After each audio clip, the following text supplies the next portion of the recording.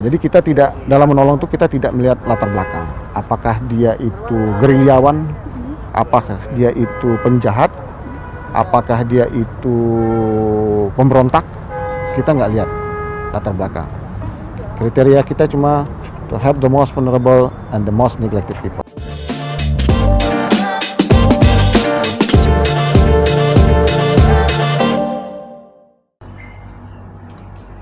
Assalamualaikum warahmatullahi wabarakatuh.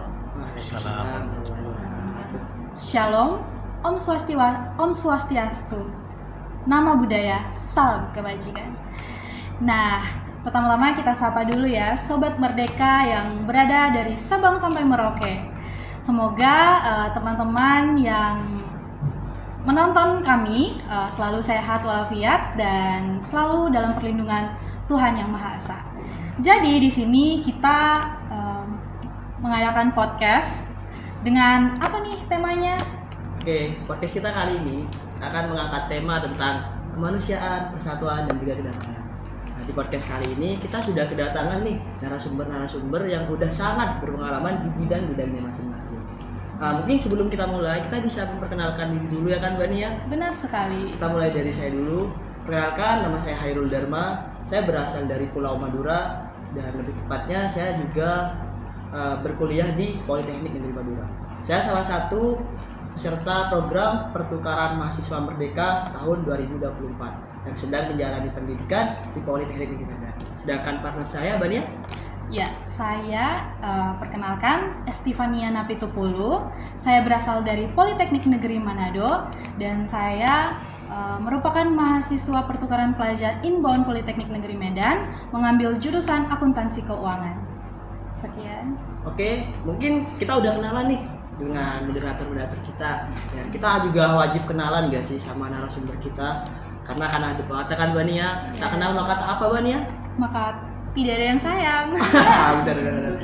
Silakan abang-abang mungkin bisa memperkenalkan diri terlebih dahulu. Assalamualaikum warahmatullahi wabarakatuh. Waalaikumsalam. Perkenalkan, nama saya Miftahul Masluri, biasa dipanggil Miftah, bisa juga biasa dipanggil Ari. Pekerjaan saat ini sebagai dokter asal Medan, dan di Mercy saya menjabat sebagai ketua umum cabang Medan. Oke, saya Muhammad Malik Abdillah, biasa dipanggil Malik. Itu aja ya. Mungkin gini gak sih Bang, biar kita lebih enak ngobrolnya, kita harus tahu gak sih nama panggilan, maksudnya panggilannya gitu Bang. Kan abang di sini kan, abang-abang ini juga bergelar dokter kan Bang, mulai dari Bang Ari, Malik. Ya. Mungkin kita panggil abang aja ya kan, biar lebih dekat kan Bang ya? Ya, benar sekali. Oke. Dipersilakan, Bang. Oke, ya silakan. Oke, jadi kan abang-abang ini berasal dari Mercy ya, Bang. Jadi Sobat Merdeka kita ini dari Sabang sampai Merauke pastinya belum semuanya tahu tentang Mercy itu apa dan isinya melakukan apa, begitu ya, Bang ya. Jadi mungkin bisa diceritakan Mercy itu seperti apa secara singkat. Terima kasih. Oke, jadi Mercy itu panjangan Medical Emergency Rescue Command. Itu organisasi yang lebih ke tim medis sebenarnya. Jadi asal mula Mercy itu didirikan itu, kalau mungkin udah lahir apa belum? Tahun 99 udah lahir? Belum Bang. Tahun 2000-an, Bang. Anak 2000-an sih Bang. Iya. Nah, jadi tahun 99 itu ada kerusuhan di Ambon. Itu mungkin teman-teman mungkin udah ada yang baca sejarah atau ada yang belum. Nah, itu tahun 99 itu konflik agama. Jadi antara dulu Muslim dan Nasrani. Nah, jadi itu mereka perang agama. Kemudian abang-abang kita yang ini sebenarnya Mercy ini pusatnya di Jakarta. Jadi kita di Medan ini sebagai cabang. Nah, mereka melihat kok tim medis ini harusnya netral. Jadi dia nggak melihat agama, nggak melihat sara, dia semuanya harus ditolong. Tetapi kasusnya di Ambon kemarin terbelah. Jadi tim medis yang muslim nolongin yang muslim, yang Nasrani nolong Nasrani. Jadi dari situlah beberapa abang-abang kita dulu bergerak ke sana. Itu ada beberapa itu masih koas ya. Koas itu masih belum sepenuhnya dokter. Kalau zaman dulu kan masih longgar ya. Kalau sekarang baru nggak bisa. Nah, kemudian ada yang udah PPDS. Jadi PPDS itu dia udah dokter, lagi sekolah ngambil spesialis. Nah, jadi mereka beberapa orang terbang ke Ambon untuk membantu masyarakat di sana. Itulah awal mulai. Jadi secara nggak langsung itu tanggal 14 Agustus 1929 Mercy didirikan. Itu ya awal mula berdirinya itu. Oh, berarti emang awal mula berdirinya Mercy itu berawal dari konflik agamaan ya?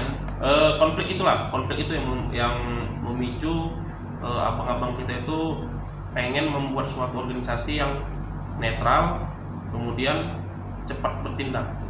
Itu dia. Dari Bang Ari sendiri atau Bang Malik, mungkin kan Bang Ari selaku ketua Mercy di cabang Medan kan, pernah ada kejadian yang sama di tahun ini di Medan yang kurang lebih hampir sama lah dengan yang terjadi di Jakarta dulu, kayak perpecahan. Ambon. Oh, di Ambon. Yang di Ambon dulu. Kalau alhamdulillah sih nggak ada ya. Sekarang itu nggak ada. Tapi mungkin kalau yang kasus yang terbaru itu yang berada di Myanmar. Rohingya itu kan. Rohingya. Nah, itu kan antara Muslim Rohingya dengan etnis di sana. Buddha ya di Buddha. sana. Nah, itu yang terbaru sih. Itu nanti ada suatu bangunan sifatnya permanen, itu rumah sakit. Nah, itu nanti ada tuh, saya kirim slide-nya, itu ada gambarnya. Itu rumah sakit itu memang dibangun untuk simbol perdamaian. Tujuannya apa ya? Jadi rumah sakit itu dibangun di tengah antara kalau bahasa di sini perkampungan lah kita bilang ya, perkampungan Muslim dengan Buddha. Jadi rumah sakit itu di tengah. Itulah simbol. Benar-benar netral berarti kan ya. Ya, jadi memang Mercy itu netral. Adapun dari landasannya itu netral, amanah, mobilitas tinggi. Nah Bang, kalau di saat kejadian seperti itu ada perpecahan, lalu peran Mercy itu kontribusinya melakukan apa? Oke, kalau yang seperti itu kita pertama kita analisa ya. Jadi memang kalau ada suatu problem atau suatu masalah gitu ya, kita bukan langsung serta-merta turun. Terkadang di Mercy bukan, memang lebih sering ke tim medis, gitu kan. Tapi memang kita ada juga tuh tim keduanya tuh yang berisi insinyur. Jadi memang nggak semuanya medis, ada juga yang non medis, ya, kayak insinyur gitu kan. Beberapa rumah sakit yang kita bangun tuh memang hasil karya anak bangsa kita sendiri sih gitu. Apalagi yang rumah sakit Gaza ya, yang rumah sakit Indonesia di Gaza, pernah dengar? Benar. Nah, itu kan murni Mercy yang bangun dengan biaya 100% dari uang masyarakat Indonesia, tanpa ada uang dari pemerintah. Wah, luar biasa ya. Wah, Sobat Merdeka, kita baru tahu fakta menarik mengenai rumah sakit yang ada di Gaza. Ternyata teman-teman, Mercy ini ikut terlibat dalam pembangunan juga ya. Inisiator. Menjadi inisiatornya. Keren sekali ya Sobat Merdeka. Memang sangat-sangat Mercy ini sangat berkontribusi ya Pak.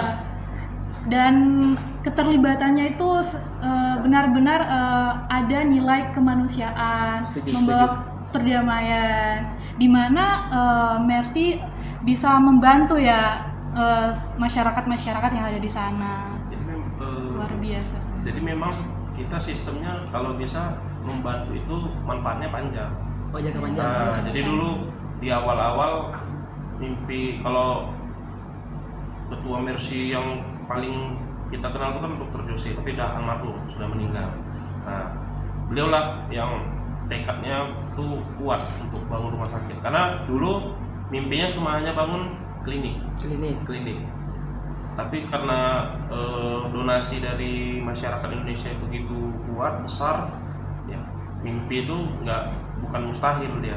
Jadi dari 2016 itu serah terima secara simbolis. 2015 tuh rumah sakit udah mulai beroperasi, tapi penyerahan simbolisnya Januari 2016 sampai berhenti kemarin waktu agresi Israel. Ya. Itu foto-foto yang terkini udah saya kirim tuh. Nanti mungkin kita bisa lihat bareng Boleh. ya, terkait itu dokumentasi pas di Gaza ya kan. Iya. Mungkin nanti bisa kita sertakan di video kita. Berarti bisa dibilang Mercy itu skala lingkupnya udah bukan nasional lagi kan Bang? Internasional. Internasional. Oh Ya, iya. kalau ini di belakang kita ada Bang Ade kan, itu beliau baru pulang dari Afghanistan. Nah, jadi waktu agresi Israel ke Gaza di bulan Oktober, secara bersamaan itu ada gempa di Afghanistan. Jadi tim, karena kan waktu masuk Gaza kan masih panjang tuh, masih perlu proses. Jadi berangkat dulu Bang Ade sempat ke Afghanistan untuk membantu. Ada satu lagi sebenarnya Mbak Kipa, memang dia perawat, dia paling hangat itu baru pulang dari Gaza. Itu memang dia sempat relawan di rumah sakit di sana. Kita di Mercy itu relawan ya, dan unpaid volunteer, sama sekali tidak dibayar. Berarti murni keinginan dari Ya, diri sendiri Bang. Nah, Patut ditiru sih. Oh iya Bang, kan Abang kan anggap kemanusiaannya di tempat-tempat yang konflik kan, itu kan biasanya mengancam nyawa lah. Itu pasti ada lah kerjasama dengan teman-teman militer mungkin Bang. Atau mungkin ada pernah kejadian kayak kejadian buruk lah Bang, pernah kena tembak ini kayak kena apa gitu, apa nggak ada sih Bang? Sangat berbahaya gitu. jadi Mercy sistemnya kalau turun suatu misi itu lurus, maksudnya dalam arti kata lurus itu semuanya dijalanin harus ada izin. Jadi bukan ada perang sana langsung, nggak bisa. Kita nggak seperti itu. Tim yang ke Gaza sekarang aja itu di bawah WHO, kerjasama dengan WHO. Jadi memang kerja kita sih sebenarnya safety, karena safety itu dalam izin ya. Iya. Tapi kalau untuk nyawa itu memang dari awal itu udah ada surat pernyataan. Tapi sebenarnya ya itu tadi kita bahas juga sama Bang Malik. Sebenarnya kalau yang di Gaza itu sebenarnya itu udah menyalahi aturan perang. Karena kan tim medis sebenarnya tidak boleh diserang. Iya benar Bang. Itu sampai masuk berita emang sih Iya. Bang. Jadi sebenarnya kan kalau ada perjanjian Jenewa itu tim medis, masyarakat sivil itu kan nggak boleh. Emang murni yang antara tentara, tapi kenyataannya kan enggak. Bahkan tentara yang sakit pun sebenarnya nggak boleh. Iya, itu. Ya, dalam perawatan Iya, itu nggak nggak boleh. boleh. Perjanjian Jenewa itu tentara yang dia terluka misalnya, itu nggak boleh itu diserang. Kan itu lagi kan Bang, kan Mercy ini udah lingkupnya udah internasional lah. Apa pernah menjalin kerjasama dengan organisasi-organisasi yang hampir serupa tapi dari negara lain? Anggap kita kan untuk di bidang kesehatan ada WHO tuh, pasti di bawah-bawahnya kan masih ada lagi. Atau di Malaysia ada kayak sukarelawan ini gitu. Pernah menjalin kerjasama kan? Di Malaysia ada, Mercy ada di Jerman ya. Nah, di Jerman ada satu. Jadi untuk pembangunan rumah sakit Gaza itu full Mercy. Yang di Rakhine, yang di Myanmar itu kerjasama antara Mercy, PMI, sama ada organisasi Buddha, jadi ada Walubi. Jadi dia 3 organisasi. Untuk urusan bangunan itu Mercy. Ya, itu dia. Nah, Abang, kan Mercy ini sukarela ya. Lalu dananya itu dari mana ya diperolehnya? Karena mengingat pasti butuh dana ya. tidak mungkin beroperasi tanpa adanya duit ya Bang. Jadi bagaimana itu Bang? Itu murni dari donasi masyarakat atau gimana Bang? Atau ada orang baik lah yang emang benar-benar Iya. sultan gitu. Ini kamu saya kasih di sini ke sana gitu. Iya. Jadi Mercy itu dia ada dibagi dia. Dibagi. Ada yang LSM sama yang ada yayasan. Nah, jadi memang kalau yang LSM sifatnya ya tadi unpaid lah ya, unpaid. Jadi kalaupun kita nyari dana yaitu dari donatur ada. Kemudian kita buat ya pelatihan, buat seminar gitu. Jadi memang nggak bergantung sama donatur gitu. Kalau yang yayasannya itu memang dia bergerak memang untuk mencari dana kan. Jadi nanti ada keuntungan itu dibagi ke LSM. Jadi memang bukan kita hanya gini gitu, bukan hanya meminta aja gitu. Kita berusaha sendiri gitu, Ya kalau cabang Mercy itu yang besar itu ada di Jogja sama di Medan. Kalau yang ada relawan tapi kantornya nggak terlalu besar itu ada di Aceh, ada di Padang, ada di Solo, Jadi di Papua ada juga. udah Papua juga ada. berapa banyak Bang cabang Mercy yang ada di Indonesia ini? Ya itu tadi yang saya bilang. Jadi memang kayak Medan karena besar, relawannya jumlahnya besar, dia mengcover Sumbawa dari Aceh, Sumatera Utara, Sumatera Barat, Riau dan Kepri. Kalau internasional Bang? Tadi di Malaysia, Jerman juga. Malaysia, Jerman. Ya itu aja. Gitu. Oh. Tapi sudah luar biasa ya bisa masuk ke internasional.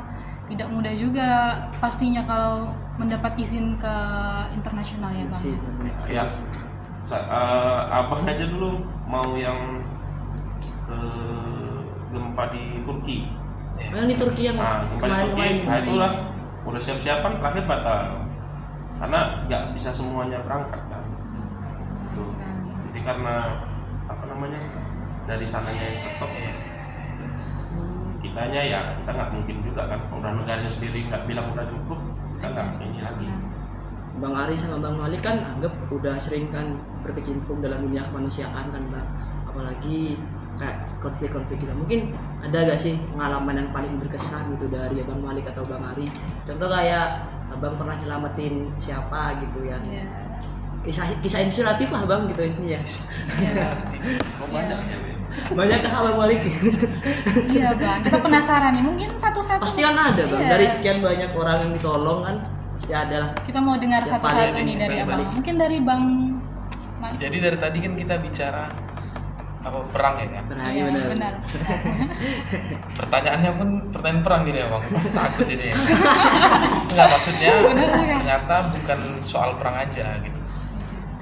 Perang itu kan salah satu bagian bencana. Jadi kita sebenarnya bencananya, Iya. perang ini kan bencana sosial, Iya. salah satu bencana sosial. Kita juga turun di bencana-bencana alam. Dan yang paling terakhir di Indonesia itu kita turun di pesisir selatan di Sumatera Barat, Padang. Jadi ada banjir dan apa namanya? Longsor besar itu kemarin. Terakhir kita ke sana, teman-teman Mercy Padang ternyata bilang kayaknya perlu bantuan, jadi kita berangkat ke sana pas awal Ramadan. Berarti cuma baru sih. Iya, awal hari besok puasa, hari ini kami berangkat. Waktu itu ada 9 orang. Itulah yang cukup berat lah ya bang ya, nggak berat karena awal puasa kan, awal puasa harus puasa gitu kan di sana. Di situ juga ternyata memang dampaknya besar sekali. Itu ada 29 orang meninggal, masih ada yang hilang belum dapat, dan memang besar kali itu. Ya, kalau dibilang yang berat ya itulah kayaknya yang berat ya, di Indonesia ya kami pernah turun. Bang Ari lah banyak. Nah, dari Bang Ari Pengalaman sendiri lagi. yang Ya. paling berkesan gitu. Kalau cerita paling berkesannya ya tahun 2017 aku pernah ke Papua. Jadi memang ada misi kapal kemanusiaan itu ke daerah Raja Empat. Aja. Di Raja Empat itu kepulauan, kami di Misolnya, Misol Selatan. Itu 1 bulan di sana berkeliling pulau ya untuk membantu masyarakat sana. Jadi programnya itu kemarin pengobatan gratis sama hitan gratis. Itu kalau dibilang yang agak-agak enak. Kalau yang lumayan berat yang salah satunya itu karena baru awal puasa kan. Jadi kita tuh kemarin ada satu tempat itu desa paling ujung itu kita posisi puasa harus berjalan 5 km lagi jalan kaki masalah naik ke atas itu ke perkampungannya puncak itu. gunung dia. Karena dengan mobil nggak bisa lagi, jembatannya putus. Jadi harus jalan kaki. Jadi PP pulang pergi itu sekitar 10 kilo dalam satu hari. Wah, luar biasa. Ya itu salah satu yang aku rasa berat lah karena baru kaget juga kan badan baru puasa. Iya betul. Iya. Nggak boleh minum lah. Malah niatnya adalah kalau misalnya apa Puasa ini puasa. kan gitu kan. Tapi nggak ada juga tempat yang bisa di itu dia. Kan berarti kayak kan ada sih bang teman-teman dari PMM yang juga dari Fakpa kan, mungkin dia juga tahu sih, juga dari Papua sih sebenarnya dia bang.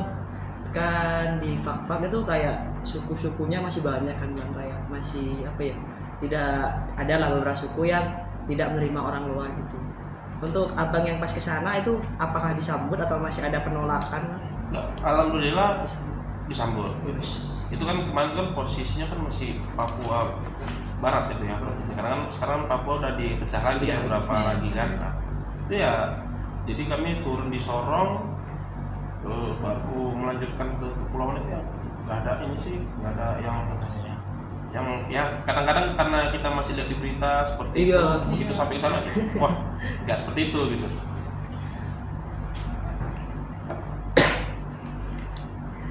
Lalu bang, biasanya kan turun ke desa-desa terpencil nih bang, adakah kendala atau fasilitas yang tidak memadai seperti itu? Atau ketika adanya perang, terus ada pasien yang membutuhkan fasilitas yang lebih, pernahkah terjadi hal-hal seperti itu dan cara menanganinya itu gimana bang? Soalnya ini menyangkut nyawa kan bang.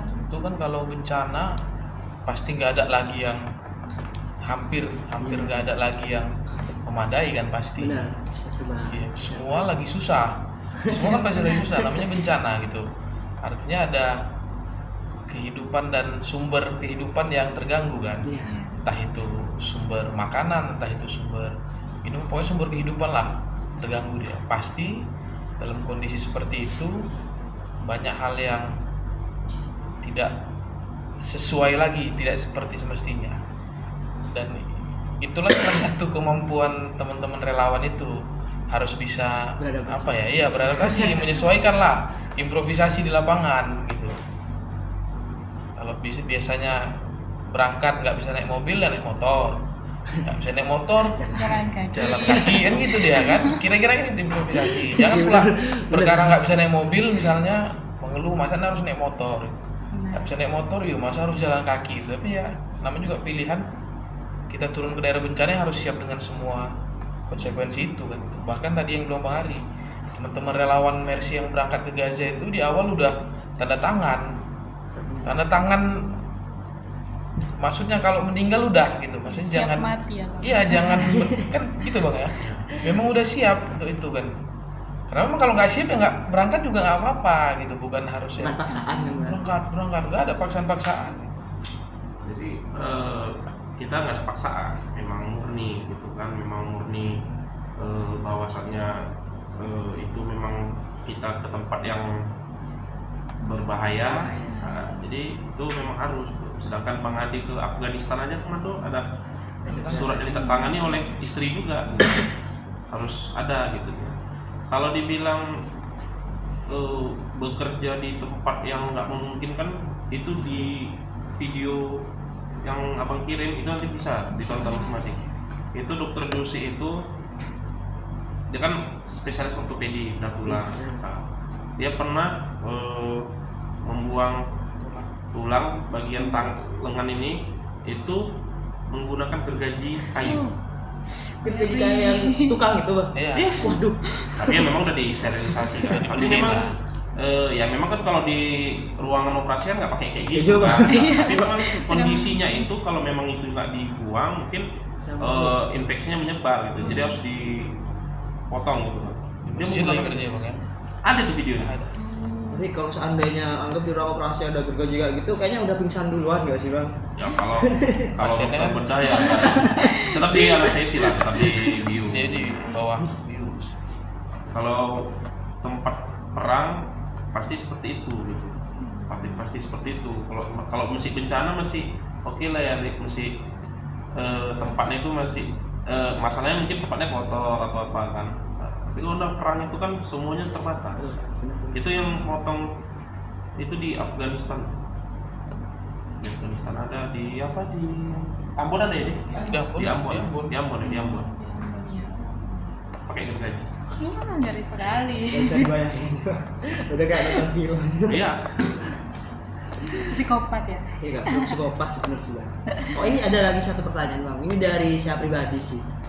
Kita kan teman-teman di sini mungkin teman-teman penonton juga tahu kan kita semua adalah penyintas dari COVID-19 ya kan. Benar sekali. Kita juga penyintas dari kiamat 2012 ya kan. Iya. Wah, gitu. Nonton. Tapi yang paling ngeri itu kita adalah penyintas COVID-19 sih bang. Itu kan COVID-19 itu dia bilang wabah global kan. Itu Mercy juga ikut andil tangan pas penanganannya bang yang ada di Indonesia gitu.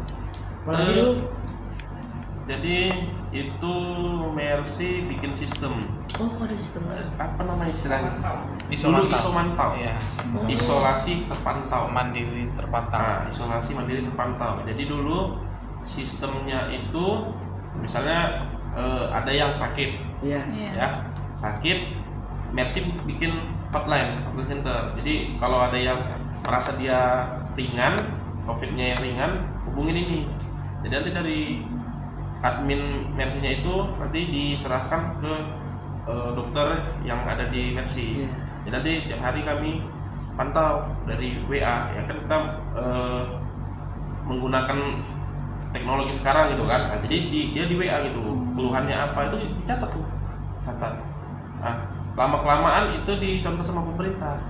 Jadi yang nyiptakannya itu dokter Taskuru, ya bikin itu dia, dokter Taskuru. Dia spesialis penyakit dalam, tamatan UI, aslinya orang Medan. Oh, berarti sistem yang dibuat pemerintah itu bisa dibilang terinspirasi dari sistem yang dibuat Mercy bang. Iya. Silakan nih teman-teman. Kami sangat mengapresiasi itu sih. Iya, Luar betul. biasa sekali. Jadi Mercy duluan yang bikin itu. Jadi yang di pusat itu dengan Kementerian Luar Negeri, Kementerian Kesehatan tuh mesti sering lah. Kadang-kadang orang kementerian datang ke Mercy untuk nanyakan pendapat. Jadi memang satu lagi ya, kalau di medis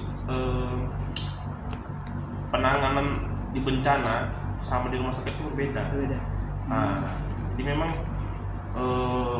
abang-abangan kita yang di Jakarta itu ya kalau untuk urusan-urusan tim emergency ya mereka sering dimintain Top-topnya. apa ya, dimintain ilmunya lah Iya. gitu. Oke. Nah, Sobat Merdeka, kita sudah mendengar banyak hal-hal inspiratif, hal-hal menarik dan fakta yang luar biasa yang telah kita dengar dan telah kita saksikan tadi ya. Iya. Banyak sekali fenomena-fenomena dan tragedi, tapi dari Mercy, organisasi ini dapat mampu membantu orang-orang yang memerlukan bantuannya. Jadi Mercy ini benar-benar sangat membantu lingkungan sosial. Nah, pasti Sobat Merdeka sudah pengen mungkin untuk bergabung dengan Mercy ya. Jadi mungkin abang-abang bisa menjelaskan bagaimana Apakah ada persyaratan khusus gitu bang? iya. Yang harus Mercy atau minimal harus jurusan apakah kesehatan, mudah atau susah ya masuk ke organisasi ini, Bang? Ini jadi ini aku jelasin. Iya. Iya. Mercy itu dia kan ada divisinya. Iya. Ada divisi tanggap bencana.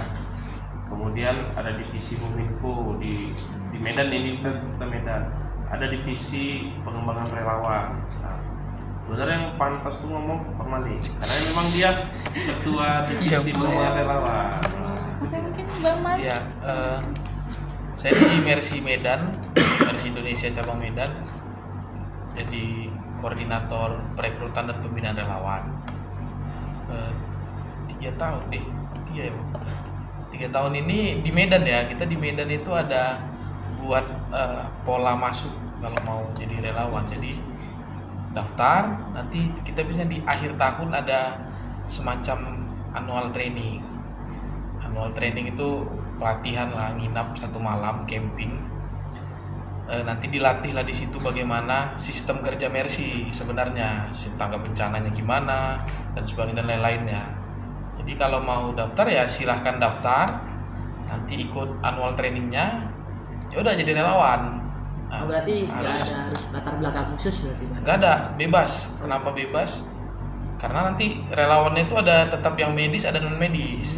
Karena kan kalau turun bencana ini kan bukan hanya soal medis, tenaga juga kan gitu kan, perlu. Ya, Benar, logistik, benar. dokumentasi. Iya, dokumentasinya, logistiknya untuk nyiapin barang juga kan gitu. Itu semua kan satu kesatuan. Kan nggak bisa kita berangkat ya obatnya cuma udah kita berdoa aja nih. Kumpul semua itu obatnya dalam kotak, nggak bisa kan. Kita juga perlu ngerjain yang seperti itu, dokumentasi dan sebagainya, itu semua diperlukan. Jadi mau yang mungkin dia latar belakang semua non medis ya silakan kalau mau masuk. Nah, itu Kalau di Medan gitu dia cara masuknya. Iya, berarti mudah ya. Jadi sobat Merdeka yang suka atau ingin untuk bergabung dengan Mercy yang lulusan itu juga.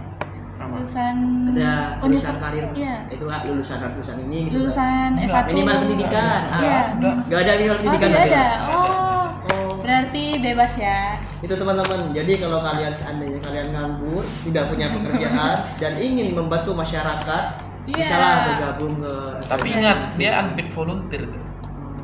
Dia tidak dibayar kan? Tidak dibayar, Ya, iya. jangan. Karena saya berapa kali dihubungi sama teman-teman lama bagi kerjaan lah. Bagi kerja. Karena dia lihat mungkin ya sering di Mercy kan. Dia, oh baru pulang dari Padang ya dapat job katanya kan. Saya menerjemahkannya dan memang menerjemahkannya lagi banyak duit nih berarti kalau baru ada kerjaan kan. Nggak tahu dia pulang dari sana mobil banyak rusak juga ya. Harus betulin lagi. Jadi memang malah kalau yang dibilang yang relawan kita tuh ya bukan yang istilahnya ya yang dokter spesialis banyak gitu kan. Jadi memang udah kesadaran pas itu. Ya memang kadang-kadang kan nanti sekali daftar 100 orang gitu kan. Nanti lama-kelamaan biasa seleksi alam tinggal 7 kadang-kadang tinggal 10 gitu ya. Kita nggak ada masalah seperti itu karena ya yang penting proses regenerasi itu terus berjalan. Karena yang namanya relawan kita nggak bisa paksa.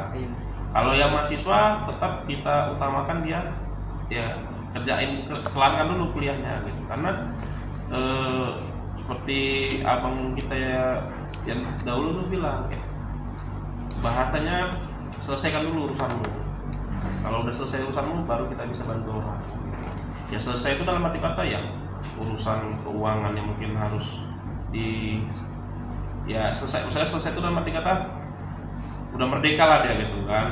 Jadi biar membantu umat itu lebih Total. lebih total dia. Kalau sudah berkeluarga misalnya keluarga yang juga merestui gitu. Jangan nanti mau pergi keluarganya suami atau istrinya kan. Janganlah katanya kan. Nah, ya udah susah lah. Setuju. Oke, ralat ya teman-teman. Mungkin untuk persyaratan kalian yang menganggur, tidak punya kerjaan dan juga harus memiliki rasa empati antara sama ya kan Mbak Nia. Sekali, Bang Dharma. Harus daftar di Mercy teman-teman. Oh, dan perlu diingat, kalau kalian masih berkeluarga, sebaiknya berpikir 2 kali. Mbak Nia kan? Iya, benar sekali Bang Dharma. Oke, baik. Kita sudah di penghujung acara, tapi sebelum itu kita harus bertanya kepada abang-abang ini, mungkin ada pesan atau statement buat anak-anak mahasiswa di seluruh Indonesia ini. Mungkin dari Bang Malik. Oh, Bang dari Malik. saya. Iya. Bang, berilah kita Iya, inspirasi, Bang. Karena inspirasi, kebanyakan Bang. mahasiswa sekarang itu rasa empatinya kurang sekarang. Malah teman saya ada kok, saya dorong sepeda kan, Dia kayak nggak mahasiswa. saya ngedorong sepeda bang, cuma diliatin bang, itu bikin saya sakit hati sebenarnya. Empatinya mana kata saya gitu. Silakan bang. Mungkin dari disorongin. mungkin dari Bang Ari atau Bang Malik itu. Tadi bang siapa bang Bang Dharma. Bang Dharma bilang masuk sekarang kata empati yang kurang, ya nggak bisa juga lah kita bilang gitu, mungkin memang beda aja cara berpikirnya mungkin beda, yang dianggapnya beretika atau berempati itu mungkin caranya berbeda. Jadi kalau untuk mahasiswa saran saya sih selesaikanlah kuliah gitu lah ya, selesaikan kuliah, tapi juga jangan hanya kuliah, pastikan selama kuliah itu ada hal-hal lain yang dilakukan gitu. Jadi dunia ini kan tidak hanya kampus saja. Iya benar bang. Ya, silahkan explore, silahkan berorganisasi. Kalau di mahasiswa itu ada organisasi mahasiswanya banyak sekali, intra kampus, ekstra kampus, silahkan ikuti yang normatif ya kan gitu kan. Boleh dia organisasi daerah, organisasi keagamaan dan sebagainya gitu. Tapi tetap dalam rangka ya inilah 3 itu ya, Iya benar bang. kemanusiaan, persatuan, Dan perdamaian gitu kira-kira.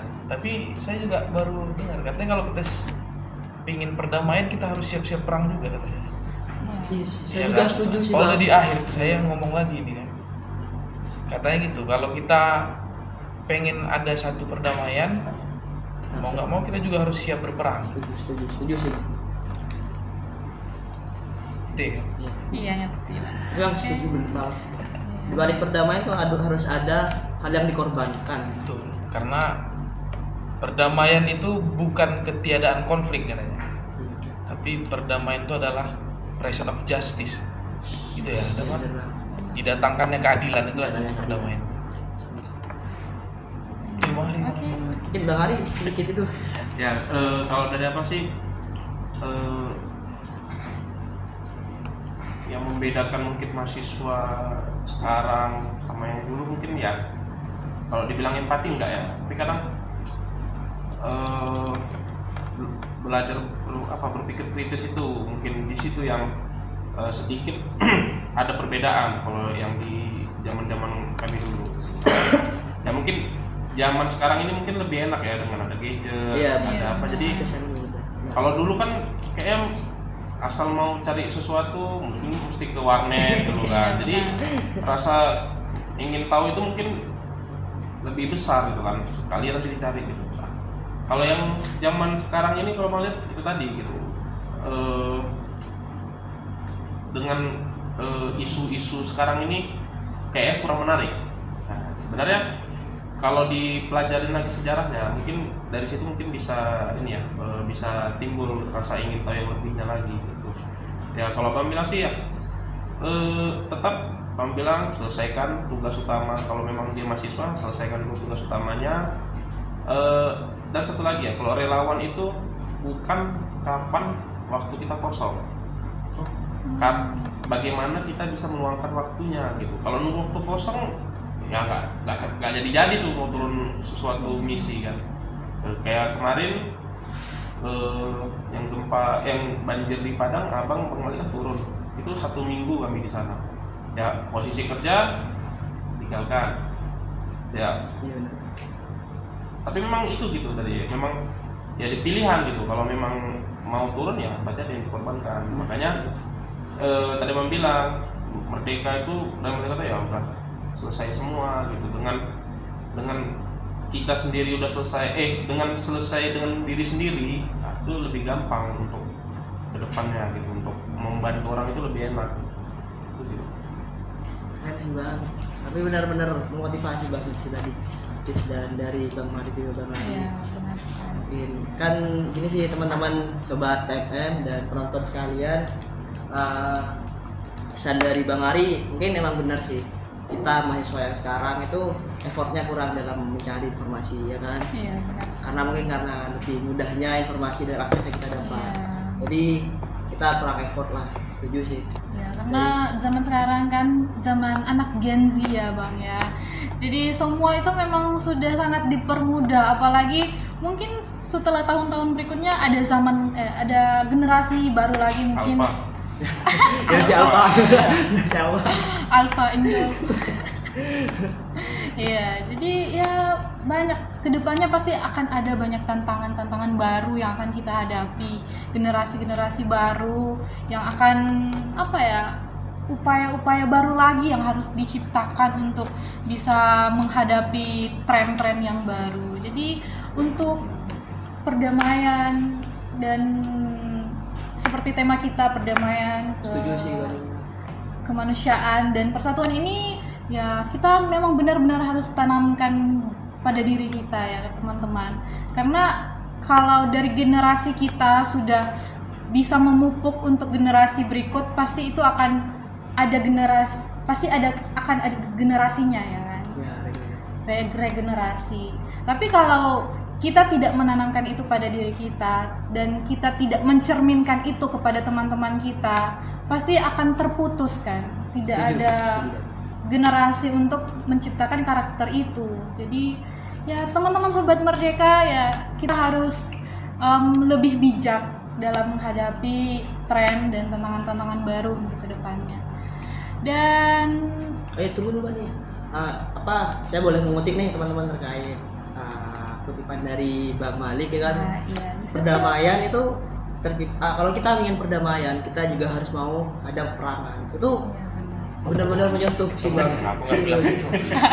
Harus siap Harus siap bergerak, ya benar. Iya. Kalau kita ingin perdamaian, kita harus siap berperang. siap juga berperang. Tapi itu bagus sih kata-katanya Bang. Mungkin bisa nanti saya buat status Bang, ya kan? Iya, kata-kata hari ini. Kata-kata ini kan Bang. Iya, kata-kata hari ini. Jadi kritis ya. Perdamaian akan tercipta apabila di suatu tempat atau lingkungan sudah ada yang namanya keadilan, ya kan Bang? Itu pasti di mana keadilan itu diterapkan, itu pasti ada perdamaian. Mungkin itu sih dari saya teman-teman. Mungkin ada tambahan dari Mbak Nia? Enggak, saya rasa sudah cukup ya karena mengingat durasi. Tapi sebelum kita tutup mungkin Bang Dharma ada pantun? Ada pantun nggak? Oke. Oke, siap. Izinkan saya memberikan pantun ya.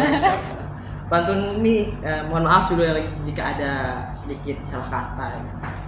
Oke teman-teman, ke rumah Pak Dadang meminta pisang. Cakep. Tidak lupa membawa keranjang. Cakep. Jangan biarkan jati diri kita menghilang, Asik. agar semua wawasan yang kita dapat bisa dikenang. Ketahuan dulu. Oke, mungkin Bang Dharma bisa menutup. Oke, mungkin sekian podcast kita kali ini teman-teman. Kita sudah berbincang-bincang nih tadi dengan narasumber yang bisa dibilang sangatlah motivasi kan. Ada Bang Hari, Bang Mali. Nah, mereka berdua adalah relawan yang sudah bergerak untuk membantu di bidang kemanusiaan, konflik dan lain-lain. Bahkan Bang Mali dan Bang Hari itu bukan hanya di kalangan nasional kan, Iya, sampai internasional internasional. teman-teman. Silakan Bang, kalau ingin ada tambahan. Ya, jadi kita sangat mengucapkan terima kasih kepada kedua narasumber kita ini yang sangat istimewa, yang sudah menyempatkan waktunya untuk kami. Kami sangat berterima kasih dan kami mohon maaf bila ada kata yang salah dalam pengucapan. Kami mohon maaf sebesar-besarnya. Dan terima kasih abang-abang ganteng. Semoga teman-teman Sobat Merdeka bisa terinspirasi karena setiap ilmu itu semua pasti bermanfaat pada masa yang akan mendatang pasti. Apa juga butuh quote of the day banyak. Mungkin kita butuh quote of the day kan. Kita butuh quote of the day guys. Apa yang kita tanam itulah yang kita akan tuai guys. Wow. Benar sekali. Oke. Tapi saya senang sih Bang bisa ngobrol bareng sama Iya. Bang Wali. Kayak apa ya, denger bisa langsung orang-orang yang turun ke tempat-tempat yang berbahaya itu. Kalau masih ada waktu di Medan, ayo ke kantor, dekat kantor.